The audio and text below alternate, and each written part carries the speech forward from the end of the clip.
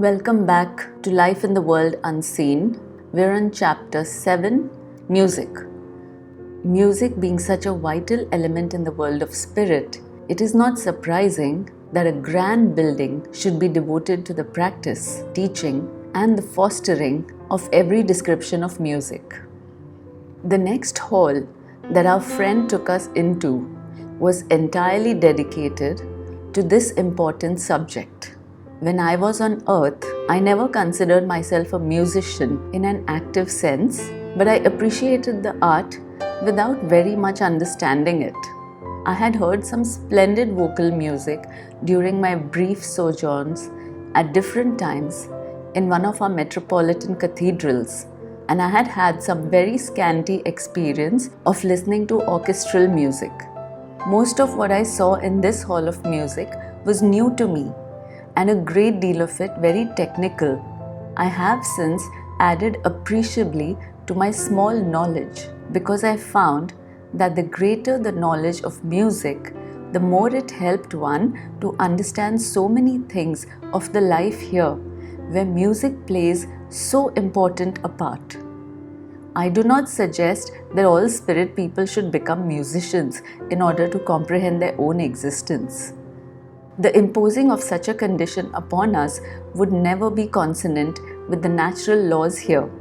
But most individuals have some latent, innate musical sense, and by encouraging it here, so much the greater can be their joy. The latter, in effect, is exactly what I did.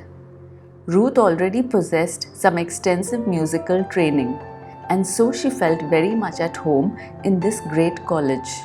The Hall of Music followed the same broad system as the other halls of the arts.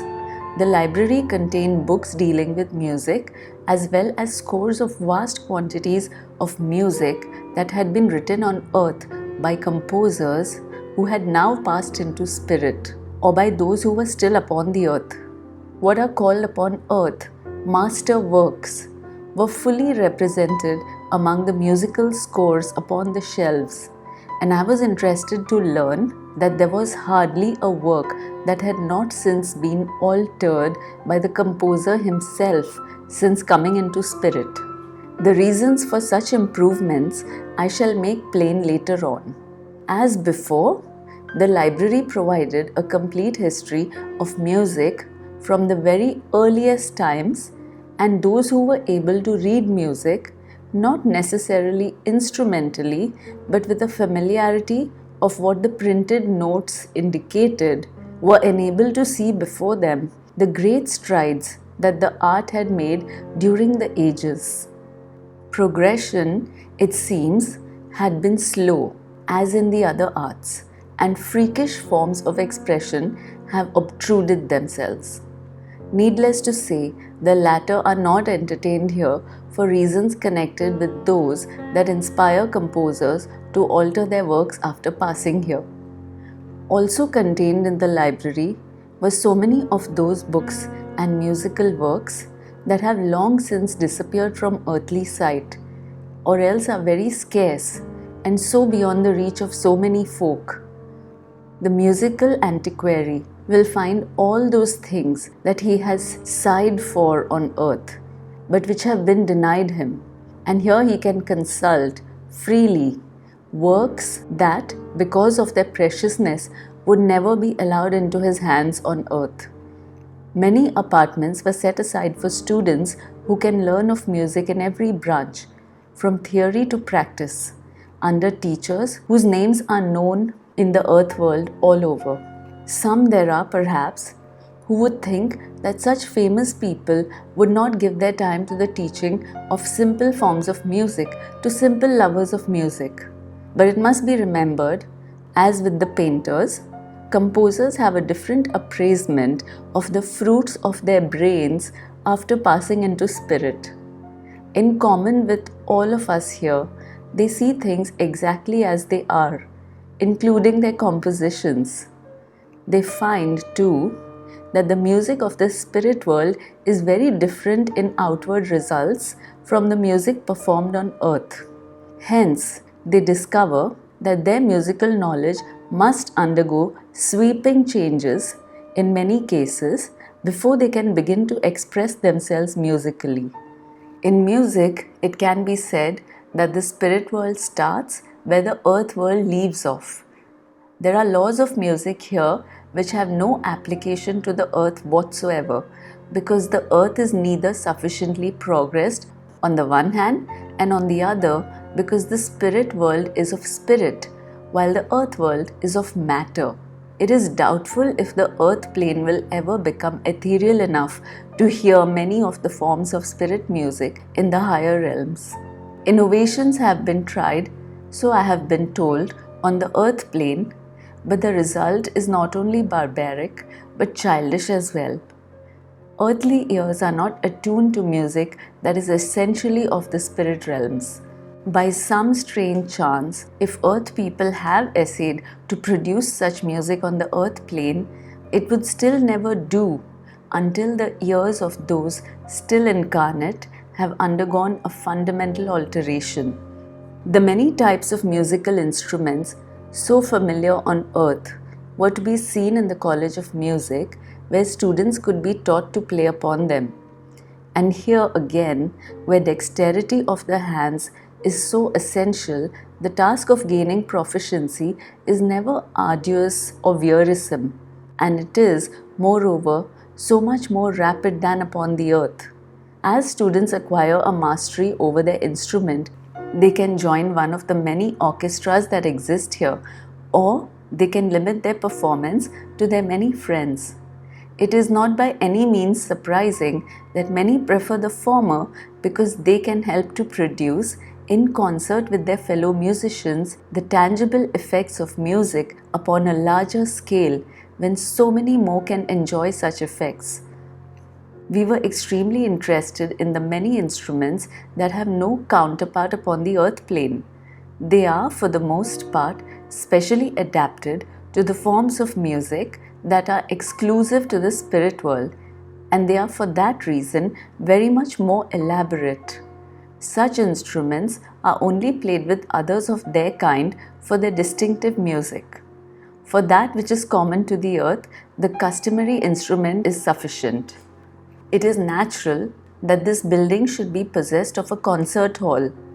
This was a very large hall capable of seating comfortably many thousands.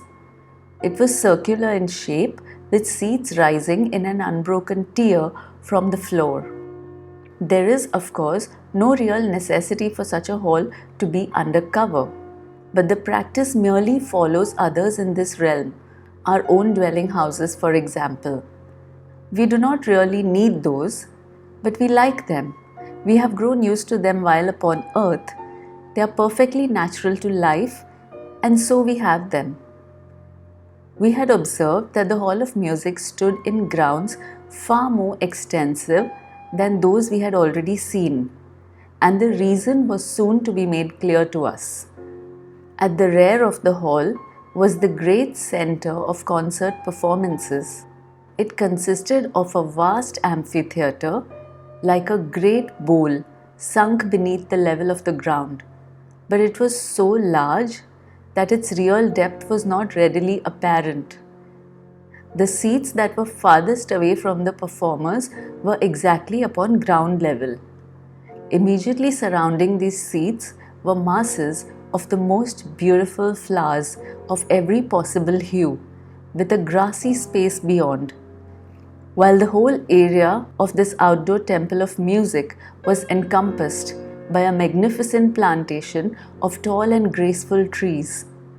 Although the seating arrangements were upon such an expansive scale, much more so than would at all be practicable upon earth, yet there was no sense of being too far from the performers, even in the farthest seats. It will be recalled that our vision is not so restricted in spirit as upon earth. Edwin suggested to us that we might like to hear a concert of the spirit world, and then he made a strange proposal. It was that we should not take our places in the seats of the theatre, but that we should take up a position at some distance. The reason, he said, would be manifest as soon as the music began. As the concert was due to start very shortly, we followed his mysterious suggestion and seated ourselves on the grass at some considerable distance from the actual amphitheater. I wondered whether we should be able to hear very much so far away, but our friend assured us that we should. And indeed, we were joined by numbers of other people at that very moment who, doubtlessly, had come for the same purpose as ourselves.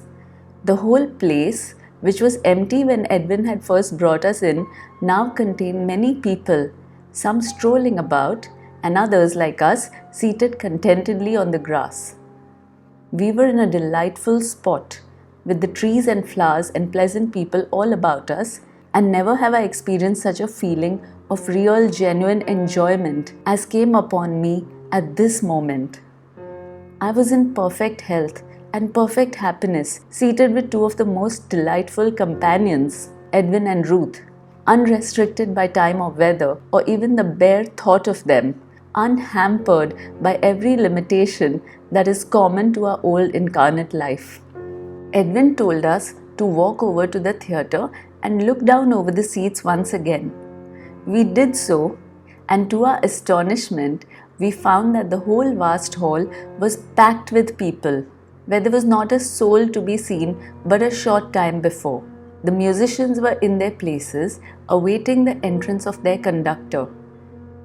And this great audience had arrived as if by magic, or so it seemed. As it was apparent that the concert was about to begin, we returned to Edwin at once.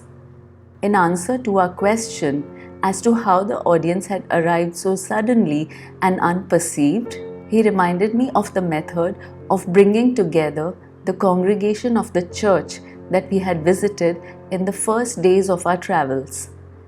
In the case of this concert, the organizers had merely to send out their thoughts to people at large who were particularly interested in such performances, and they forthwith assembled. As soon as Ruth and I had shown our interest and desires in these concerts, we should establish a link, and we should find these thoughts reaching us whenever they were emitted. We could, of course, see nothing of the performers from where we were situated, and so, when a hush came upon all around us, we were thus sufficiently informed that the concert was to begin. The orchestra was composed of some 200 musicians who were playing upon instruments that are well known to earth, so that I was able to appreciate what I heard. As soon as the music began, I could hear a remarkable difference from what I had been accustomed to hearing on the earth plane. The actual sounds made by the various instruments were easily recognizable as of old, but the quality of tone was immeasurably purer, and the balance and blend were perfect. The work to be played was of some length, I was informed, and would be continued without any break. The opening movement was of a subdued nature as regards its volume of sound, and we noticed that the instant the music commenced, a bright light seemed to rise up from the direction of the orchestra until it floated in a flat surface, level with the topmost seats, where it remained as an iridescent cover to the whole amphitheater. As the music proceeded, this broad sheet of light grew in strength and density, forming, as it were, a firm foundation for what was to follow. So intent was I upon watching this extraordinary formation that I could scarcely tell what the music was about. I was conscious of its sound, but that was really all. Presently, at equal spaces round the circumference of the theatre, 4 towers of light shot up into the sky in long tapering pinnacles of luminosity. They remained poised for a moment and then slowly descended, becoming broader in girth as they did so until they assumed the outward appearance of 4 circular towers, each surmounted with a dome perfectly proportioned.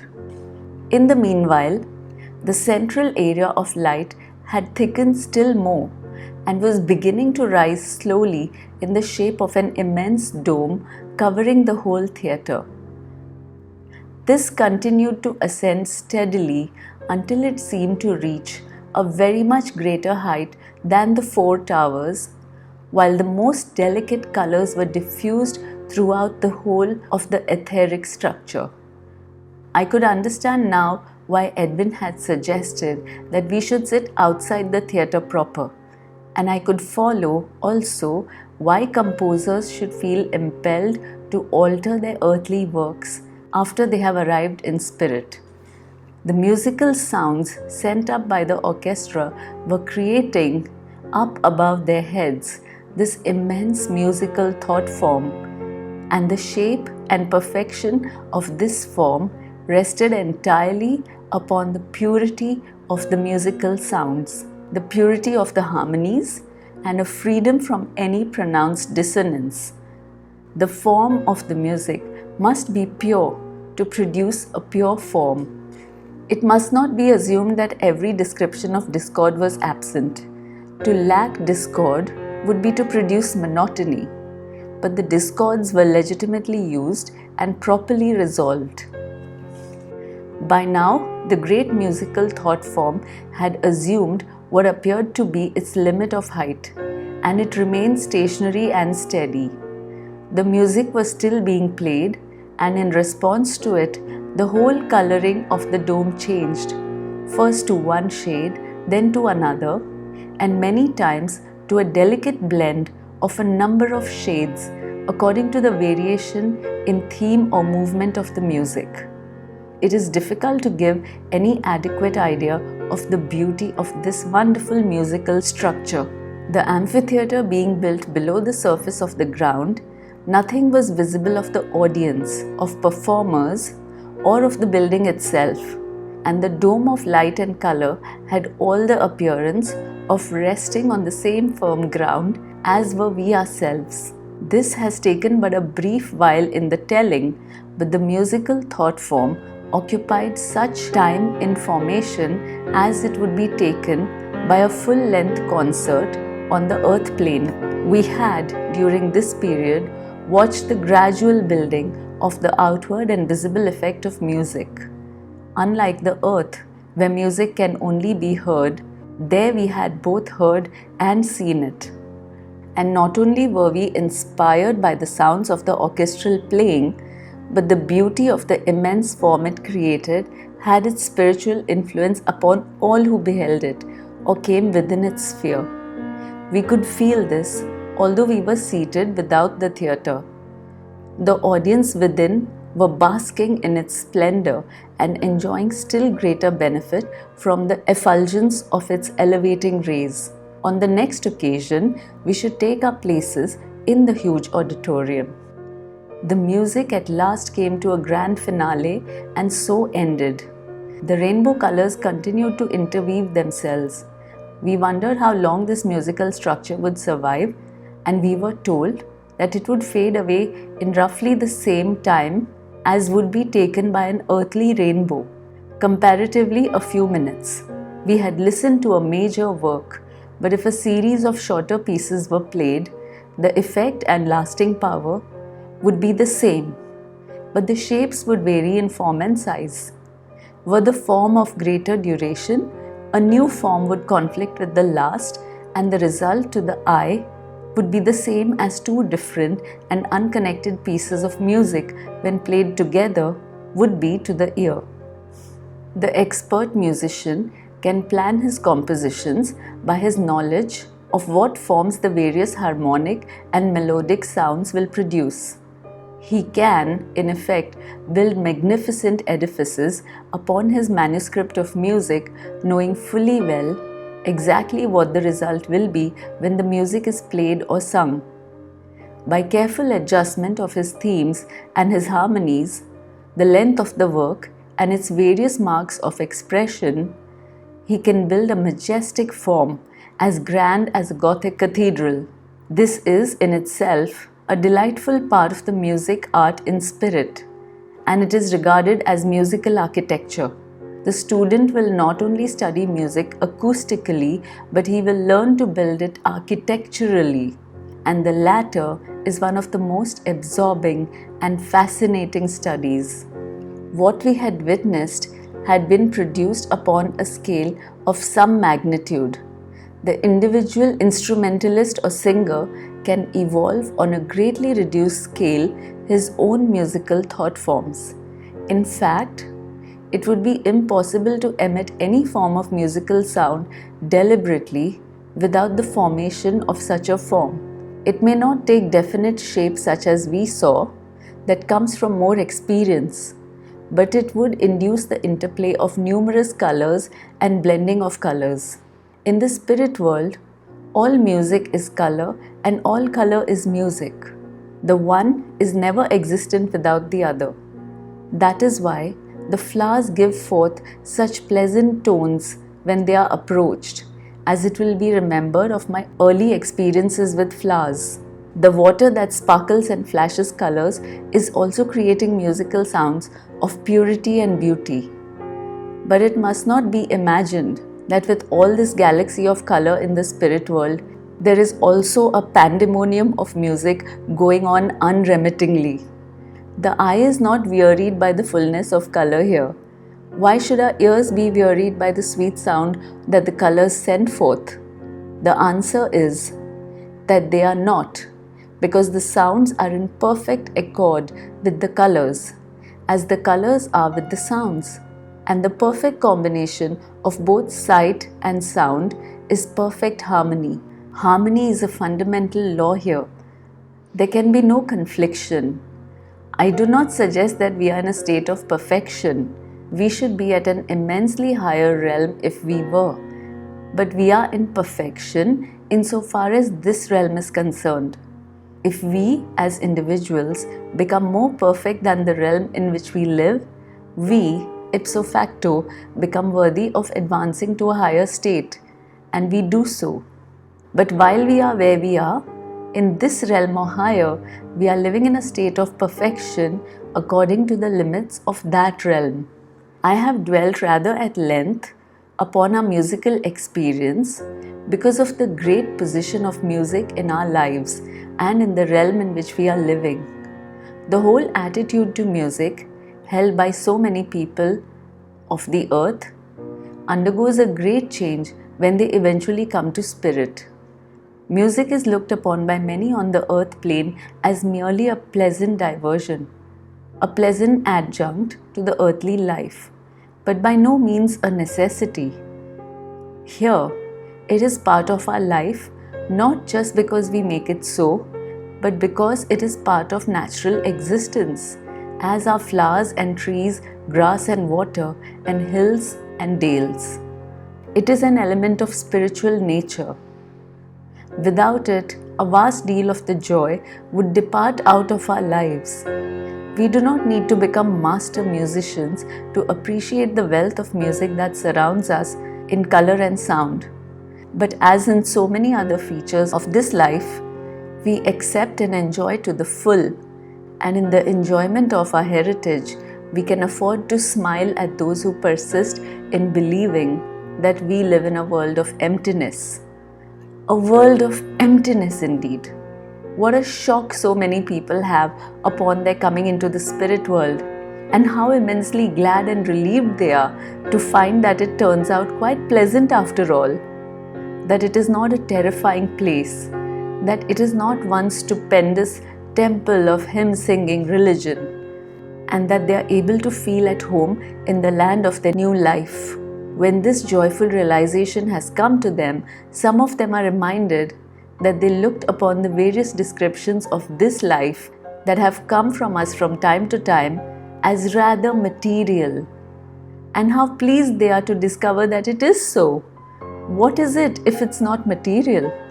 The musicians that we heard playing were playing upon very real, solid instruments from very real music. The conductor was a very real person conducting his orchestra with a very material baton. But the beautiful music thought form was not so very material as were its surroundings or the means to create it. in just the same relative way as an earthly rainbow and the sun and moisture that cause it. At the risk of making myself very tedious, I have reverted more than once to this strange fallacy that the world I am living in, here in spirit, is vague and shadowy. It is strange that some minds strive always to banish from the world of spirit every tree and flower and the other 1,001 delights.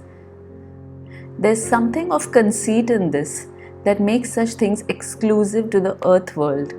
At the same time, if any soul thinks that such things have no business to exist in the spirit world, he is at liberty to abstain from both the sight and enjoyment of them by betaking himself to some barren spot where his susceptibilities will not be offended by such earthly objects as trees and flowers and water and even human beings.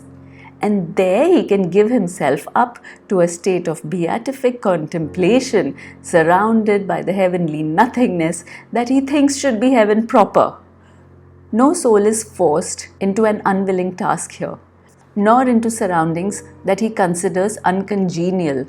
I venture to assert that it will not be long before such a soul emerges from his retreat and joins his fellows in the enjoyment of all the delights of God's heaven. There is just one fault among one or two others that the earth world possesses: the overwhelming superiority in its own mind over every other world, but principally over the spirit world. We can afford to be amused, though our amusement turns to sadness when we see the distress of souls upon their arrival here, when they realize that they are at last faced with the eternal truth beyond question or doubt. It is then that humility so often sets in, but never reproach. The reproaching comes from within each soul itself. And what, perhaps, it will be asked, has all this to do with musical experiences? Just this, that after every new experience I have thought the same thoughts and very nearly spoken the words to both Ruth and Edwin. Ruth has always echoed my words. Edwin has always been in agreement with me, though, of course, what we were seeing was not new to him by any means. But he still marveled at all the things here, as indeed do we, whether we have but just arrived or whether we have been over here many years of earth time. As we walked along after the concert, Edwin pointed out to the dwelling places of many of the teachers in the various halls of learning who preferred to live close to the seats of their work. They were, for the most part, unpretentious houses, and it would have been comparatively easy to guess the occupation of the owner, so we were told, from the various evidences within of their work. Edwin said that we should always be welcomed should we ever wish to call upon any of the teachers. The exclusiveness which must necessarily surround such people when they are incarnate vanishes when they come into spirit. All values become drastically altered in such matters. The teachers themselves do not cease their own studies because they are teaching. They are ever investigating and learning and passing on to their pupils what they have gained. Some have progressed to a higher realm, but they retain their interest in their former sphere and continuously visit it and their many friends to pursue their teachings. But we have already spent some time on this subject, and Edwin is waiting to take us to other places of importance in the city. That's all for this chapter. I'll see you soon. Till then, stay happy, stay healthy. Bye for now.